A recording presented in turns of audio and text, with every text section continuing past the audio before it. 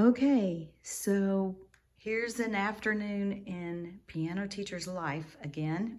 It's 1 p.m. I finished teaching at 6:30. I'm going to use my Ninja Foodi. I love my Ninja Foodi. And I'm going to cook this Kroger peppercorn pork tenderloin. I like the seasonings. They have different flavors, but I don't like to cook it in the bag. It just kind of creeps me out to have my food cooked in plastic. So instead, I'm putting it in the Ninja Foodi along with some onions. And on the side, we're going to have these red potatoes that I've sprinkled with some seasoning. I'm going to put these in the oven and probably bake them. I think I'm going to put them in at 375 and bake them for an hour.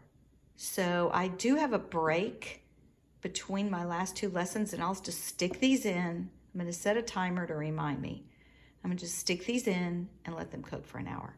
So as far as this meat goes, we're just going to pressure cook it. Now my manual says to pressure cook it, if there's 2 pork tenderloin, to do it 3 to 4 minutes, a pound to 1.5 pounds each. This is just one, and it's like 1 pound, 3 ounces. So I think I'm going to do it 3 minutes. I might be sad.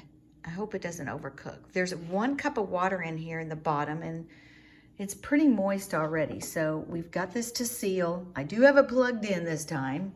Hooray. Turn it on.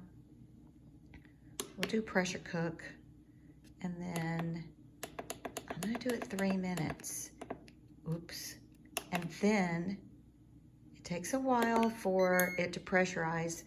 And after that, it should cook, and then it will keep at a food safe temperature. So if you see this red light, keep food warm, then you know that it's food temperature safe, and it will just sit there until we are ready to eat it after lessons.